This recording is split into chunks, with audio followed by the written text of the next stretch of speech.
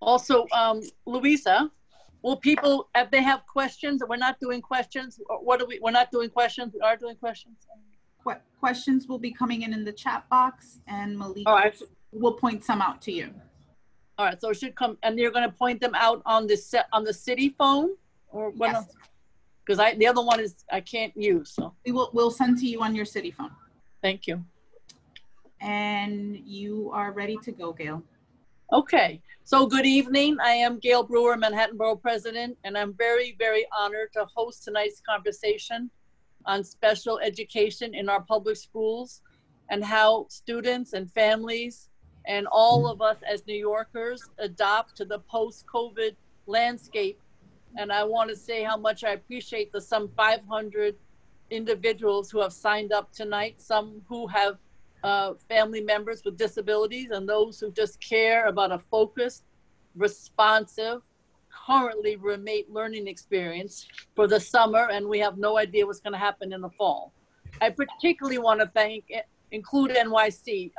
Barbara Glassman and I have spent many hours together in person with the wonderful, wonderful day she has organized at particularly the Penn Hotel on 34th Street with all of the young people, the Pennsylvania Hotel. But tonight we have the indomitable Lori Podvesker, who is at this wonderful INCLUDEnyc, and who knows more about this topic than I will ever know. Rich Overton has also been helpful, and I want to thank Malik Wright from our office. It's really wonderful as we have focused on the pandemic of COVID, the pandemic of the social challenges, criminal justice, work with the police and all the protesters, as well as the economic pandemic. It's an awful lot. And yet these families who are on the phone tonight and who are the most wonderful parents and students imaginable are finding innovative ways to keep informed for their families and to prepare to open up our city. I really think you are the backbone of our city. I know Mary Somoza is on this phone, and she's been one of the people over the years who has been a superstar. We are looking for solutions, long-term, short-term, and for families who are involved with remote learning. Perhaps that becomes the new normal. I don't know, but these are challenges that we need to address. We have organized town halls, often working with Columbia University on things like contact tracing and arts organizations. I hope to goodness that the arts haven't been cut in the budget, but we'll talk more about this. Obviously, the issue of small businesses, those small businesses kept us going during the pandemic in many, many ways. And obviously all the needs of students in schools. I know that because Lori is with us, you'll get a lot of your questions answered. And if you want to put questions into the chat box, we will do everything we can to answer them. Lori is the Director of Disability and Education Policy for INCLUDEnyc.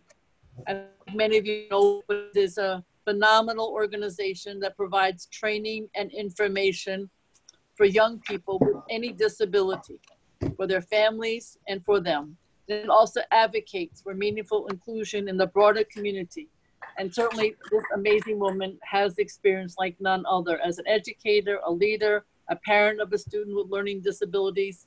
And she brings this experience to bear in her policy within the education and developmental disability systems. So we're glad to have her. I'd love to have her say a few words before I ask general questions. I want to say that I'm a parent of a child with disabilities, but he was a student many, many years ago. And so it's sort of out of context in today's world. So but I do have a sense of what it's like to get somebody with a disability to graduate high school, perhaps the greatest day of my life, because it was rough. And I will tell you, it was a riot. I think he ended up graduating from the old Heron, but that was a long time ago. And I remember he forgot to bring his tie. I was ready to kill him. So I ran down the street. I think we actually graduated Hunter College in that area, in their auditorium. I was with my husband and I ran down the street. I found a you know, some kind of, I guess it was either a laundromat or dry cleaner. And they had ties for sale for those who had never picked them up. So for $1, I got a tie. And then I ran back to the auditorium and we tied the tie just as he was walking down the aisle. It was a nightmare. So I am very supported and honored to be here tonight. So Lori, why don't you talk a little bit about what you do and your wonderful organization, and then we can go through questions and have a dialogue. Yeah, thank you so much for having Include and having me, and being a longtime supporter of Include, formerly Resources for Children with Special Needs, and all of your advocacy for young people with disabilities and young people in general. Much appreciated. And I lead the policy work at INCLUDEnyc, and Include has been around for over 3 decades.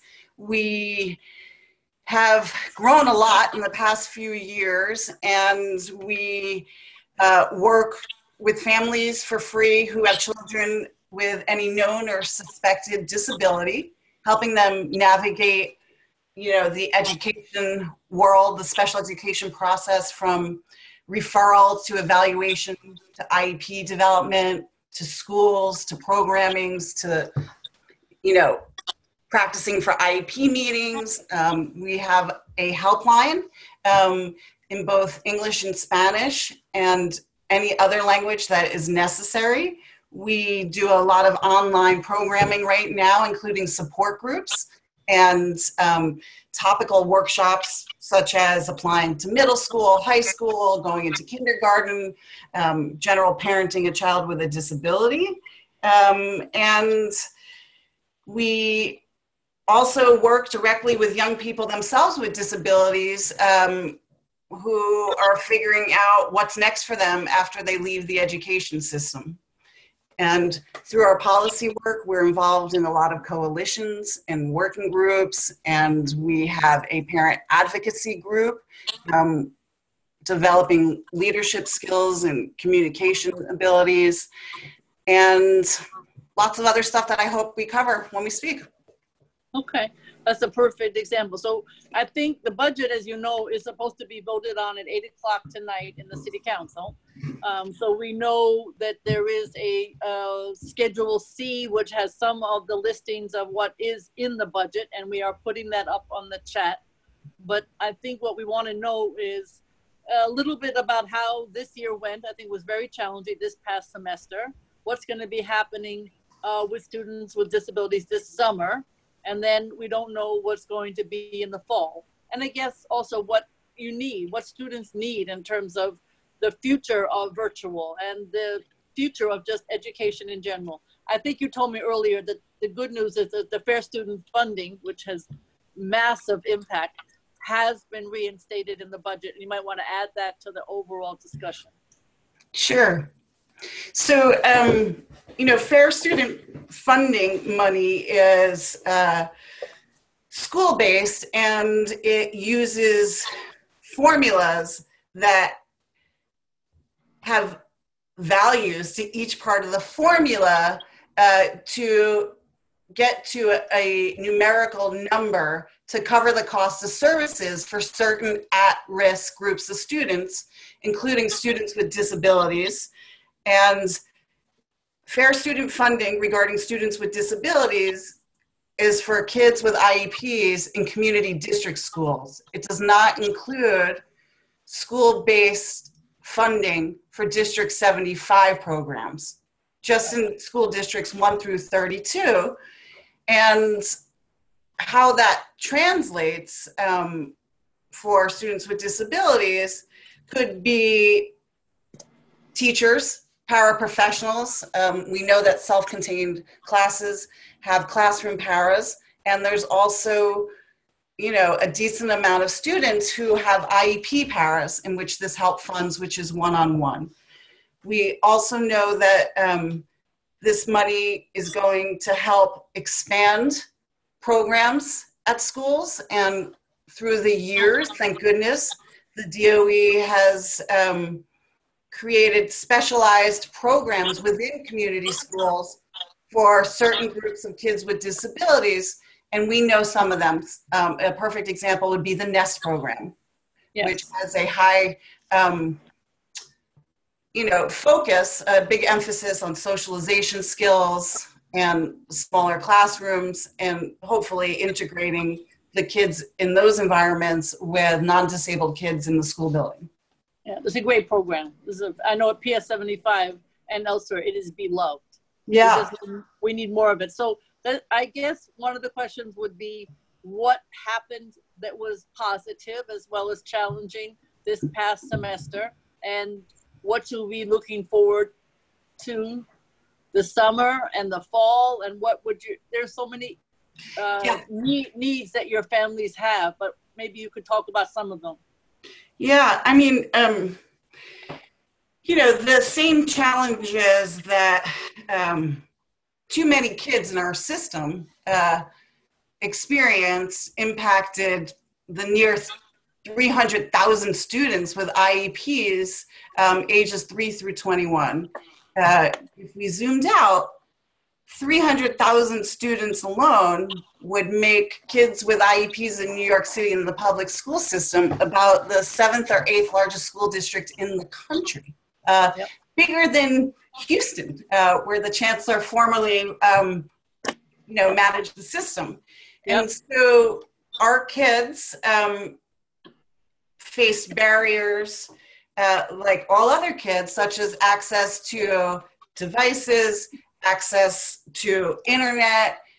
Their families struggled with language barriers that were both school-based and centrally based from the Department of Education at first, and as time went on, it got better. The additional barriers a lot of our families faced related to, specialized instruction and special education is that a lot of our kids, the majority of kids that are school age from 5 through 21 with IEPs have the classifications of learning disability or speech and language impairment. And with that often goes executive functioning challenges, processing issues, literacy skills, and often behaviors come up that are manifested as a result of those challenges.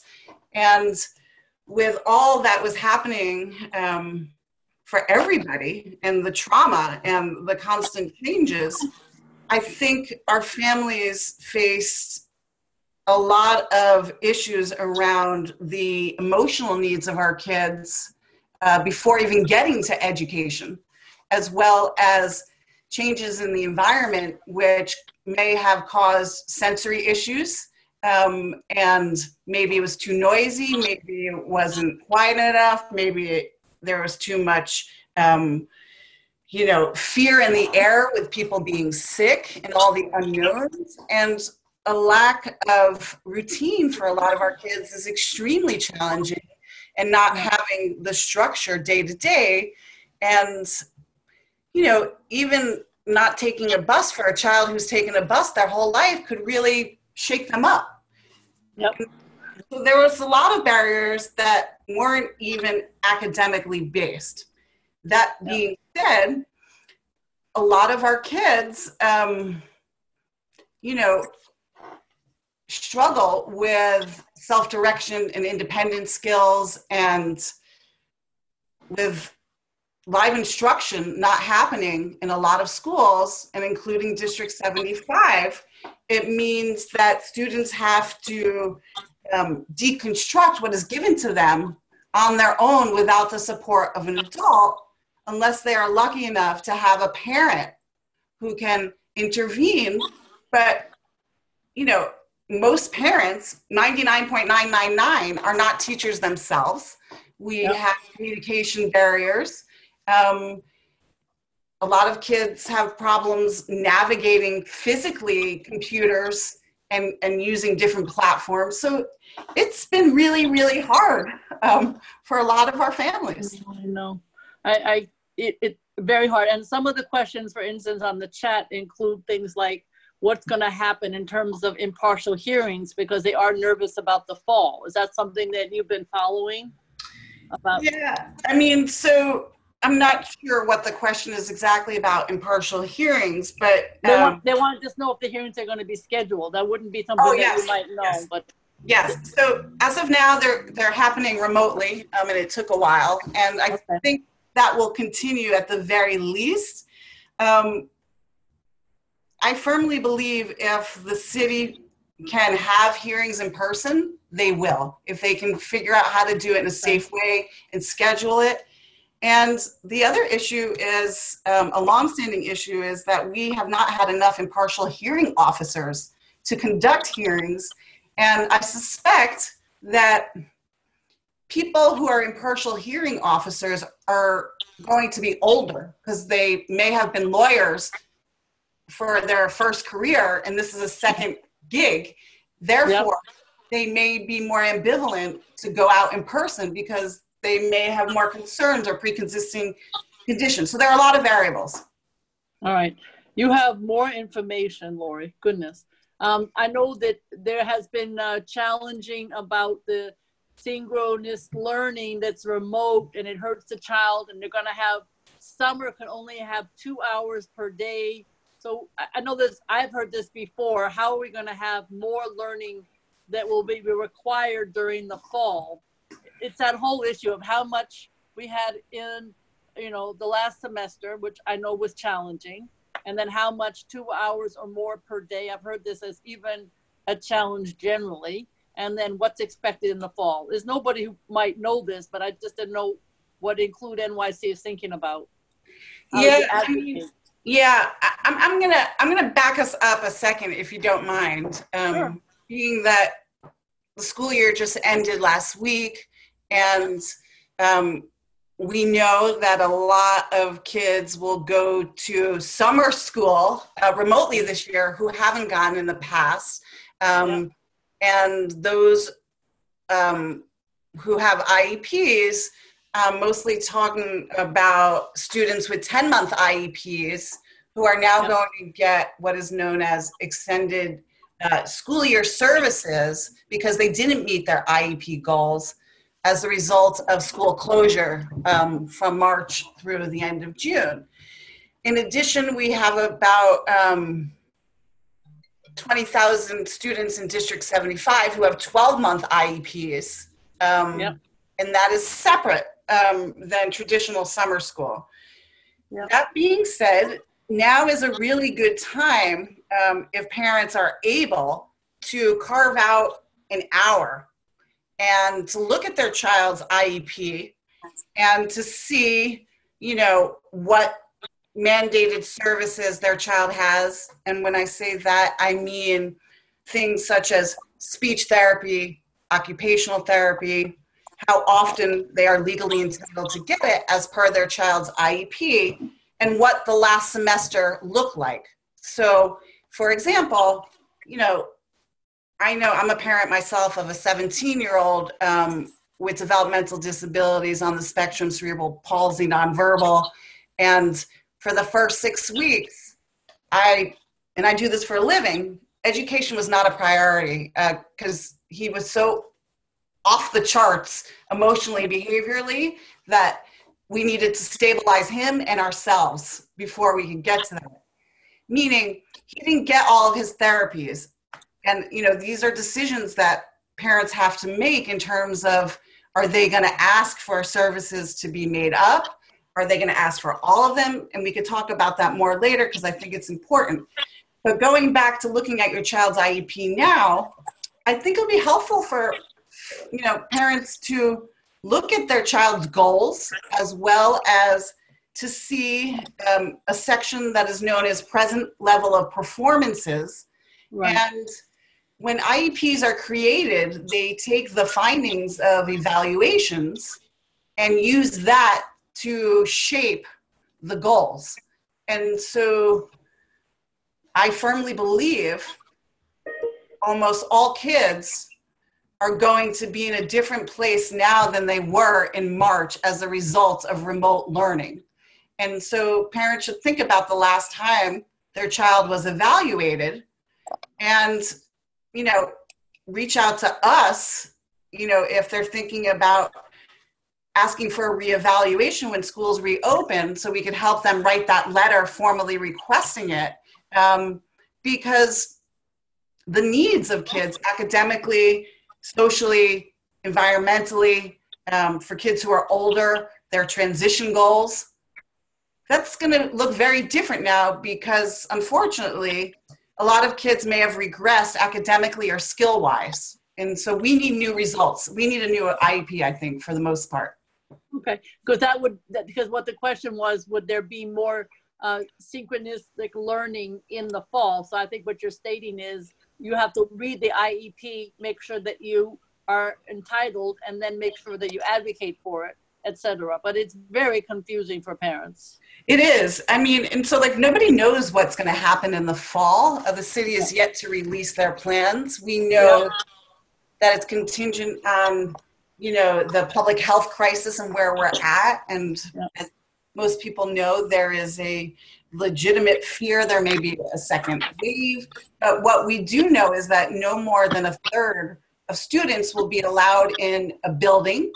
And what I didn't realize until the past couple of days is that that's going to apply to busing as well. And the majority of our kids with IEPs have specialized transportation. And so these things will factor in, as well as many parents will need to go back to work full time and may not have the ability to keep their child at home or send their child to school. So we don't know. And then the other question, of course, is the issue of face masks. Some kids aren't going to wear a face mask. That's a big challenge. I mean, what do you suggest? I don't even know how to answer that. So they're on our website, INCLUDEnyc, and our Spanish-speaking platform, INCLUDEnyc. Encourage everybody to check it out. We have some strategies on that, as well as social stories. And, you know, there is lots of information out there from behavioralists who talk about how to talk to your kid about wearing a mask and, you know, how to social distance, how to model it, and what tone to use so that parents, you know, are more supportive and give directives opposed to being punitive. And when I say punitive, I don't really mean punitive as we know it, but more about positive reinforcement and redirection. And, you know, the schools are going to use formulas, you know, meaning formulas about space and how it's used to determine how many kids can be in the classroom, in the building, and that space is going to be used in schools differently moving forward than it has in the past, both ways. So an example will be that gym and cafeterias are not going to be used the way we've historically used them, where they've gathered lots of students, but most likely those spaces will be used for instruction. What that looks like, I don't know. Also, we know that District 75 programs, there's about 430 of them, have smaller classrooms and smaller schools. So the students who attend those programs most likely will be able to go to school more than kids in community school districts. But we don't know this for a fact as of yet. Okay. And of course, everybody's wondering on the chat whether when and if they'll be able to get services in person, but I don't think anybody knows that. And I guess there was some telehealth, but that's also a challenge, having used it myself in the past. Yeah, so today the Department of Education kind of shared that for the summer, as suspected, there will be no live instruction for anybody, including kids with disabilities, which is known as specialized instruction. And they will continue providing instruction remotely during the summer for kids with 12-month IEPs. but that they are going to try to provide in-person services to any families who have expressed interest in them, in related services and transition services as early as July 13th. Summer school starts July 6th, so we're talking about 2 weeks, and based on the information I read today, the Department of Education is hiring providers for the summer now. These services will be provided by appointment only, and transportation will not be provided. But Metro cards and reimbursement for transportation will be available to families who need it, similarly to how it worked during the school bus strike back in February 2013. Right? I remember that very well. Ugh. Oh my goodness. Oh my God. Okay, so that's helpful. And then one of the other questions, I think it's just generally, if, you know, I guess this would also be part of, if parents aren't comfortable sending their kids to school in the fall, we're talking about the fall, not the summer, is that something that Include would help them think about and work and advocate on behalf of the school, or what would you suggest? Well, that's a scary decision also. It is scary because historically, you know, many parents feel that schools have been punitive and aggressive and vindictive and have called ACS on them for being negligent. We've hear from parents throughout the years whose child has been bullied and they don't want to send their kid for safety reasons. Yeah. Pushing aside, you know, I think it's a new day and no one really knows what's going to happen. But my gut is there's no way that parents will be punished or be pursued as being negligent if they keep their children home in the fall, at least for the first few months. And the reason I believe this is I think the mayor and City Hall and the chancellor and his team really are aware and fully own how everybody has been traumatized by this. And when I say everybody, I mean everybody, how that looks for a lot of our kids, in which 30% of students with IEPs in the city identify as Black or African, in which we know that Black people have been impacted by the virus and have gotten sick, and there have been more deaths. We know that there is a relationship between race and socioeconomics, and a lot of our student families have been essential workers in some way. And so there is going to be a lot of legitimate concerns about letting kids out and having them amongst others in big crowds. There's also, you know, the federal government has basically paid people to stay home with the stimulus and unemployment. And so I don't know what that's going to look like. Nobody knows. And that's going to factor into this as well. I don't see the city, how they could be punitive about this, but don't know what that looks like. And that is not a legal answer. That's just my gut. All right, no, but it's good. But the stimulus doesn't last forever. I think it's supposed to end on July 25th, and Senator Schumer has been trying to extend it. So that's right, which would be amazing. But it's absolutely necessary. And it's the same problem on the subways. I think the subways are clean, but if you are on a crowded subway, you have that same challenge that we just described. Mm-hmm. I think, you know, some parents feel that they were not supported during the remote learning time. I don't know. I mean, I've been pushing for decades to get more social workers in the school. You can have a parent, but you still need a social worker in the school. And so I'm just wondering, do you feel, God knows you tried to support the parents during this time period, and do you think there's never enough support, but do you think there has been some support, and what kind of support? Because we're going to need it during the summer, we're going to need it in the fall. So I I mean, I think for the most part, and I'm basing this on the parents that call Include and my own personal experiences and being on the ground and close to a lot of other folks in the space who have a lot of love for our kids, that schools for the most part have been rather incredible throughout this emotionally, and including therapists and including psychologists and guidance counselors and social workers. And I think the directive from very early on from the mayor, the chancellor, and the Division of Special Education within the Department of Education was, we need to connect with families. We need students to connect with people in their lives who they see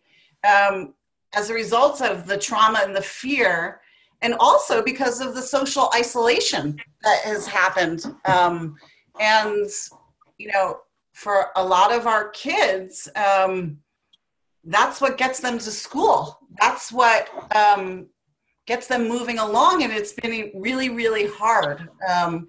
And so I think the bigger concern is academics and instruction and the ability for our kids to make educational progress in the best of times, let alone when they haven't been in school and seen in person what things are like, and or the grading and how it worked the last semester. We are not sure of the extent that kids learned the curriculum necessary in order for it to be built upon the following year. And so I'm personally more concerned with educational outcomes of our kids than the social emotional part. No, I totally agree. And just to picking up on what you said about hearing officers, because one of the questions is, how can we advocate more, for people, for organizations like Include? How can we be more supportive? Well, one way is to get more hearing officers. That would be, because I know that's a real challenge. But are there other ways in which the general population and parents can advocate more to support students and families? Is it social workers? Is it the hearing officer? Is it devices? I didn't know. The list is probably endless. The list is endless. I mean, so there are, there are lots of ways that families can get involved in systemic advocacy, and contingent upon what lights them up is where determines the best place to be involved with. I will say, anybody, please reach out to me personally if you would like to be involved, and happy to talk with you and figure out where that is. For a lot of folks, it's in their child's school. It's becoming involved with the PTA, the SLT, volunteering. It's becoming that voice of a kid with an IEP that often isn't heard, and humanizing our experiences. So people know, for way too long, our kids were educated, and we still have too many kids educated in segregated settings, and people don't know what disabilities look like, and therefore are fearful. And so, I often say I'm cynical, and I am. And what I mean by that is, I think we have the ability as parents to move things culturally more than we do procedure-wise and policy-wise, because that is about money and politics, and that there's just as much value in moving the needle culturally as there is the other way, which means being seen and speaking up and calling people out in a collaborative way, so the expectations can be set higher and our kids can do better. No, I agree with you. It's just going to be a different kind of advocacy as we try to get through this next year, shall we say. Yeah. And I worry, like you do, about the academics, particularly if you have to go back to work, and particularly if you feel that the school is not a safe place, even though you could advocate it for it for it to be. And I know the teachers and the custodians, if there are three, as an example, if there are 3 sessions, which is being discussed, I don't know how it's going to end up. Then the custodians are going to have to sanitize and clean 3 different times, etc. So there's a lot of advocacy right now. There is. And I mean, I would recommend that families show up to their CEC meetings right now, which are their local community education councils, their local school boards. There is a citywide council on special education, as well as a citywide council, District 75. I also am a member of the panel for educational policy. And I have to say, the past few months, as meetings have gone virtual, people are executing and exercising their civic duties. And it's what I call beautiful chaos. The silver lining of this all is that people are speaking up and people are demanding change. And any place that people can go online and be seen and speak up, go for it. Yeah, I mean, I must admit, one thing they were pushing in terms of the open meeting law, which is applicable to the CEC, to the PEP, and to any PTA meeting, would be to get enough technology so that you can, in fact, be in the meeting or be virtual. That's right. Because the numbers of people who are participating in community civic affairs has quadrupled because they have this extra feature. And I think particularly for the parents you are representing, it would be a lifesaver if it could be taken seriously, be part of the open meetings law, and have the same dynamic impression that it does in person. So I think we need to figure this out for our city, and particularly for your parents. Yeah, I mean, and also, you know,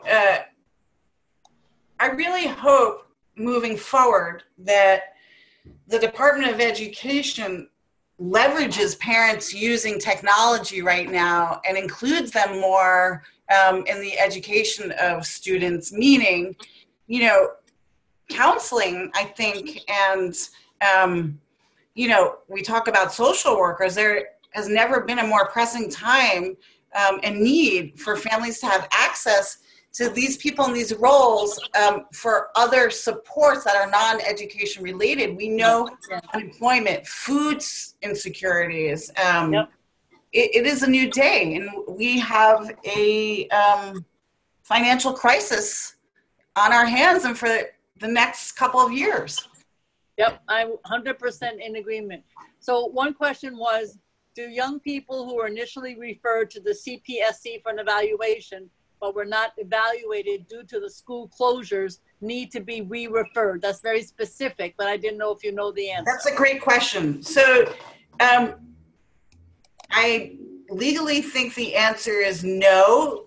That being said, the first step always that we share with parents is school-based, or for younger folks, if that was CPSC, which is preschool for kids ages 3 through 5, is to go to whoever they submitted their letter to, asking for an evaluation and where they are in the process. I do think in the summertime, soon, in the next 2 weeks, that families with kids in these exact situations are going to be prioritized and are going to be asked to come to schools to have their kids evaluated in person. And the younger the child is, the more likely that they will need those evaluations in person. And for older kids, I would recommend that parents reach out to the school first before pursuing any of their rights under due process under the federal special education law. Call us, we'll help you. Okay. The other question, another good question is, you know, normally one can tour a school before you go to middle school, before you go from pre-K to K or into elementary or even into high school. That's hard right now. And of course, so I'm just wondering, I mean, if we were, you know, a very well-known architectural firm, we could do a 3-dimensional, because when I do the many land use decisions, the very expensive architectural and engineering firms have somebody who has a 3D of the potential project. And it's like, how much did this cost? Right. Yeah. But that's not going to happen at the DOE. I mean, I have some ideas, but they are not the same as going in person, because when families go to schools, they're not only, looking at what it's like programmatically or instructionally or physically navigating the space, it's also who are the other kids in the classroom. Exactly. What is the teaching like? What is the culture like of parents being in that space? Putting that to the right, I would recommend some out-of-the-box ideas, getting information about individual schools, such as reaching out to the school district CEC to see what they know about those schools, and if they could connect families with members of the PTA. In my professional and personal opinion, there is nothing that could be substituted for another parent's views about navigating this process, because parents' perspective is very different than school professionals or professionals in any service system or organization. Also, Inside Schools is a good resource for folks to look at. And there are listservs. There is a Yahoo group called Brooklyn Special Needs Kids, and it is a great exchange between parents about things such as this, as well as really other resourceful information like, does anybody know what neuropsychologist takes this insurance? And that's something we help families with too at Include. Okay, thank goodness. So if a parent refuses remote learning and teletherapy, will they be entitled to makeup services? That's very specific, but I don't know the answer to that. Right. And so this is a long-winded answer, but I think it's really important to cover because this is what's on everybody's mind. And so when the pandemic, and I'm just going to give a little background information to contextualize it, to explain why it's not black and white. And so when the pandemic began and school closures started happening all across the country, the feds, the U.S. Department of Education, issued a guidance document for state education departments. And within this document, they said the federal special education law is still in place. We are not getting rid of that. And families and schools should expect there to be flexibility on if and how services are delivered for all the reasons that we've been talking about. And every state, including New York State, was required to submit a plan to the federal government known as a continuity of learning plan that outlined how the provision of special education services was going to work. Right. In exchange, the New York State Education Department said to all the school districts in the state, in which there's over 700 of them, and despite New York City being the largest school district in the state, in the country, and probably the world, we are still considered one school district. They asked every school district to submit a plan to them, to the state education department, of how they were going to do this. In New York City, we know that we have a very powerful labor force, the UFT and the CSA, which is the administrators and principals.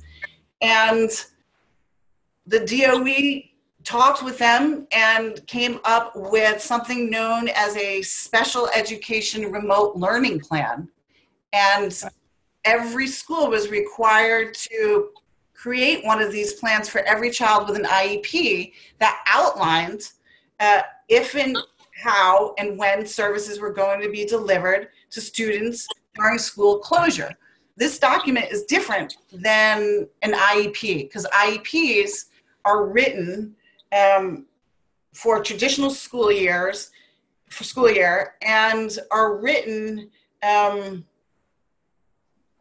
based on the environment kids will learn. So whether that's a community school, gen ed class and ICT, self-contained. But during remote learning, everybody's in the same environment at home. And so schools and therapists contacted parents, and by all means, if there's a parent listening right now who has not been contacted about this, please, please, please reach out to us, and simultaneously at the same time, reach out to your child's school. Every school reached out to parents asking if they were going to give consent for services to be delivered during school closures or not, and this document outlined it. This document doesn't have goals. It doesn't have anything other than what services and maybe something about instruction on it. And so the Department of Education did that because legally they had to, for the state education department who had to do it for the feds. And when I say have to, it means in order to get money, in order to get funding in different ways. And they also did it because they don't want to be sued by parents that their kids have been denied access or been denied services at all. And so the decision of whether or not compensatory services will be given will be school-based. They will be IEP team, Committee on Special Education based. And, you know, that's another reason why families should be looking at IEPs right now.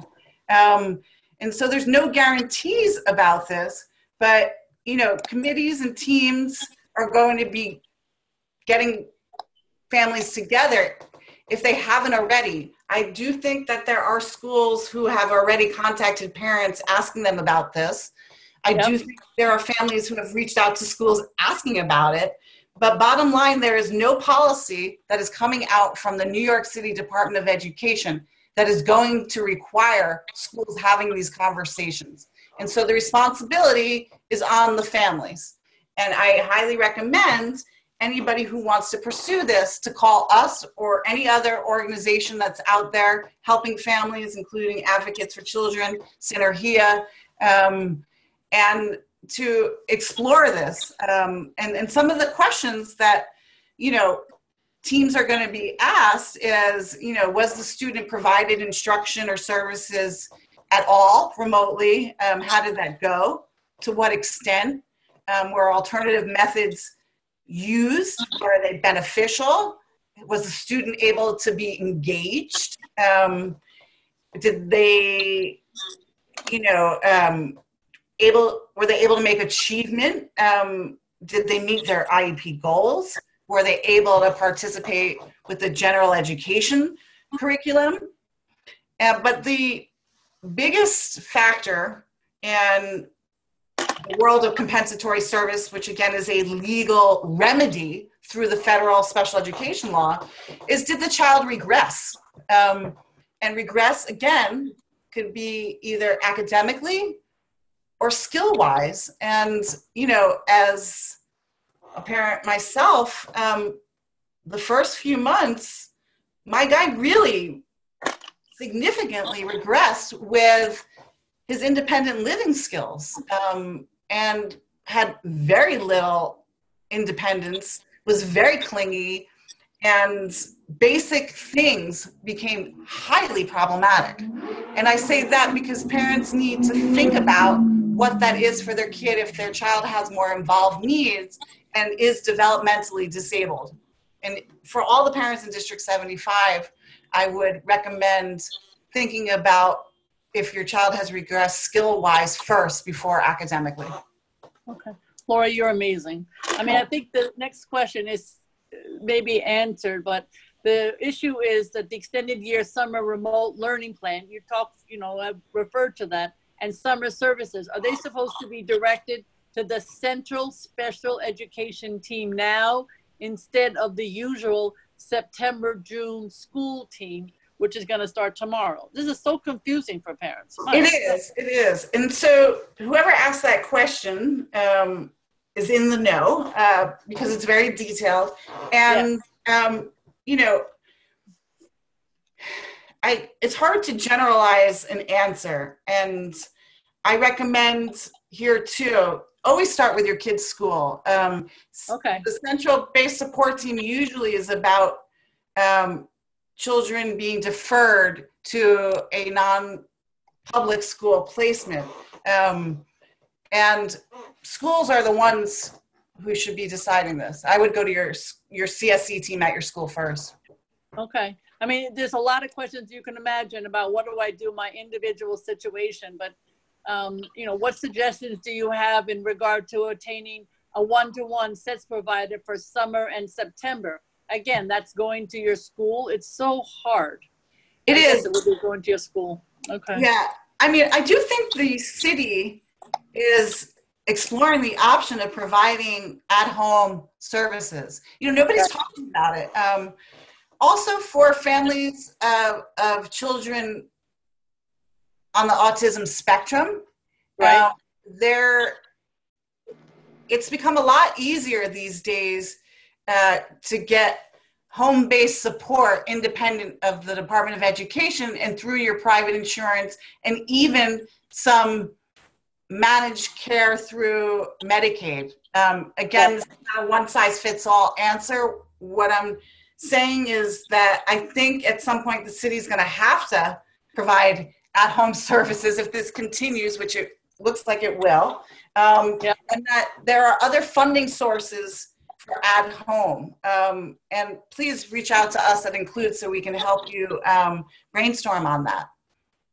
I think the other question is, and this might be happening naturally because of so many fewer classes mandated because of the COVID, but do we know if DOE is considering allowing kids in smaller classes in community schools like 12-to-1 to go more frequently since their classes are already small? So I think that could be a general issue of what is DOE thinking if we know about how they're going to structure the numbers of children in the classes. That's, you know, they may not know. I don't know the answer, but I tend to think that is a school-based decision. And really recommend parents proactively reaching out to their schools, asking for more inclusive opportunities, because, you know, this is the time for innovation. Yes. And there's no better time than now, since we have to have smaller classrooms, than kids with disabilities to be integrated. We know that up to 40% of all students with IEPs are spending their school days in segregated settings. I am all for inclusion. Like, I'm a big supporter of Manhattan School for Children. Inclusion. I love what they do there. I think another question is just, you know, again, let's see what we have here. Many of our Turning 5 meetings took place without the school being represented, and in some cases, parents being present due to remote learning. They were there. How can parents do if this happened and they don't agree on the recommendation made? They're basically talking about how do they kind of fight something, I guess, you know? Yeah, so one of the basics of advocacy related to IEP meetings is, unless you disagree in writing, you are agreeing. You're being complicit. And so and it's never too late for a next step, never. And so if families are in that situation, again, I recommend that they call us, because it's more than just disagreeing. It's also figuring out what your goals are, both short-term and long-term, and being strategic about it. But through the federal special education law, and there are due process rights, and that could include asking for another meeting. It could be asking for mediation, which is an independent third party. It could be filing for an impartial hearing separately or while you are seeking mediation. It also could be as simple as asking to hold that meeting again in person if and when possible. There are many different options, and it's not black and white.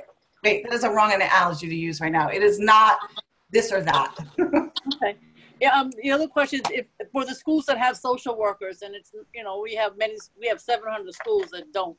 For the schools that have social workers, is it clear what their role is, what the guidance counselor is, what the para is, and so on? Or does that, because there is a lot of chat that's not clear. It isn't clear. I mean, I don't know how that will look different this year than in the past, but we know that everything is different and has changed. So I don't know. You know, also something for folks to think about is that teachers and school staff were surveyed, and we know that up to 20% of them don't feel comfortable coming back. And so a lot of people within that 20% are going to be involved virtually. And so hopefully some of those people will be used to support families in non-traditional ways, including teachers. And so I recommend people reach out to the people they know and have existing relationships with them, regardless of their role, so they can help them figure out next steps or connect them to other places. We also help families with non-education related information, and you know, we don't have a lot of the answers, but we do know a lot of the people who may. And you're you know, reach amazing. out. Parents need to be told right away what alternate assessment means. And too many parents are on NYSAA and too many are not informed as to what this means. Is that something that Insight can help them with? Yeah. So alternate assessment is for students with involved disabilities who don't take standardized tests. So no ELA or math, and including my own son with an intellectual disability. I have to say, yes, you should reach out to Include, but reality is, I used to teach. I do this for a living. My kid's on alternate assessment. I don't even know. So yeah, which I think says a lot, but that doesn't mean we can't find out together and that there aren't sources. It's guided and governed through the state education department. That's an advocacy need. That's an area we should be pushing for more change. Okay, there's so many, Lori. Exactly. I mean, the issue, this was a good one. If the sessions are split, and we don't know if they will be split, and it depends on the school, and it depends, but will the student get the hours mandated on their IEP? Good question. So that question, I'm assuming, is referring to related services. Yes, yeah, I'm sure. Absolutely. Kids are entitled to that. That has not changed. Don't see any change in the near future. So yeah, that remains the same. In terms of the special education support and accommodations for the high school equivalency exam, is that going to exist we don't know, but is that something? We don't know. Yeah, to me, I don't think anybody knows at this point. No. I want to say that we know that there are lots of open seats, and I know this for a fact because I've been trying to get candidates for the Citywide Council for Special Education. Do you know if there are? Have you any sense as to when those, if those seats are being filled, or is there any discussion of it? Because they have been for years, I know, empty seats. Yeah, I mean, I don't know what the current status is, but two names of members on the CCSE that folks can reach out to, and also can reach out to me and I will connect you, are the co-chairs Gloria Corosino and Ellen McHugh. They are members themselves, also on the Department of Education's website. If you search community education councils, you'll get to a parent leader page in which I think it will say if they are taking applications now or if it's a rolling basis. But there are plenty of people who can answer those questions, including people within the Department of Education through the FACE division, which is the family and community engagement part. There was one question, I think there are hundreds of chat questions. So you should be very proud of the parents, hundreds and hundreds. I have done hundreds of Zooms and I have never seen so many questions. So yay parents. Yay parents. One parent asked, there's a Brooklyn, this is a Manhattan parent, Lord. There was a Brooklyn blog that you mentioned in terms of support for parents. And I was just wondering, she wants to know if there's one for Manhattan. And if there isn't, then we need to start one. So I was laughing at that, but I don't think there is one for Brooklyn, but we will find out. Yeah, I haven't seen it. I know there's like a Queen special parent group, also on Facebook. If folks are there, they can search that and you request to be a member, and I don't know who monitors it. It is not anybody official. These are loving, committed parents who want to be in this together and creating space for a community. Right. So there's many chats who say they want to help Lori. They have great respect for you, whether they know you or not. They certainly do now. So I think our time is up because you have been an unbelievable resource. We will work with you to answer as many of the hundreds and hundreds of questions that we were not able to, because I hope that the persons who are asking might participate on the D75 or special education or any of these parent groups, because you know, you mentioned 2 individuals, but I can promise you there have been vacancies for years because I'm always trying to fill them. So we would love the many people tonight who participated or anybody else to be selected, and we will certainly be glad to nominate you to participate because we need every single voice. And I think what you said tonight was incredible in terms of the information that you shared. And I think maybe offline, you and I could sort of look on a list of what needs to be advocated for and maybe share that with the people who participated tonight. Because I think in my experience of many years, if you have some specific, everything from, you know, needing more people to be hearing officers because of the lack of, then you're not going to get, you're going to have a backlog, et cetera, to some of the other things that you mentioned. It would be helpful to have some advocates for even as we go into uncharted waters. These waters are so uncharted. And is there some way that the distance learning could be advantaged for the parents and the students? It got hit fast. There wasn't any learning time. It was just, there it is. And now the question is, how can it be advantage to the parents and the family? So, but that's only just a few things. But I'd love to have you sum up, Lori, and I thank you from the bottom of my heart for all that you've done for this. Thank you. Thank you so much. I mean, I am very excited that people are engaged and everybody who's here. It's a new day, and if this is what it took, so be it. You know, I want to say that, and I say this with my parent hat on because I'm privileged, and it's been extremely hard for me, and I don't represent the majority of people with kids in the system, and I can only imagine. I say that you're not alone. And the emotional aspect of raising a kid with a disability in the best of time, under the best of circumstances, is extremely stressful and consuming. Added all this, it's very lonely. And so, you know, I really urge people to reach out to other parents and to organizations like ours, and whatever that looks like. There's lots of help and support out there emotionally and for your kids directly, as well as advocacy help and coaching. And, you know, we're not lawyers at Include. There are lawyers out there. Some parents need them. It's necessary based on the system. Others do not. But getting information is the most powerful thing you could do, and sharing it with other people and being visible and being active if you can. And if you can't, that's okay, and no judgment. You take care of your kid first, always.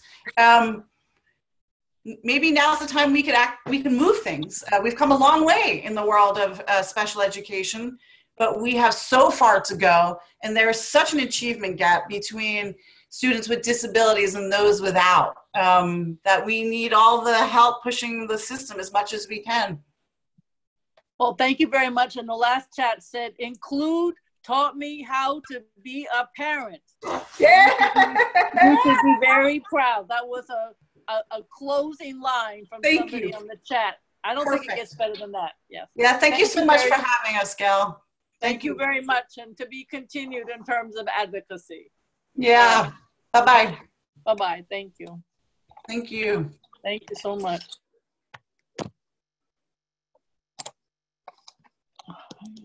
I told you I couldn't do it. How do you get out of this thing? Ugh.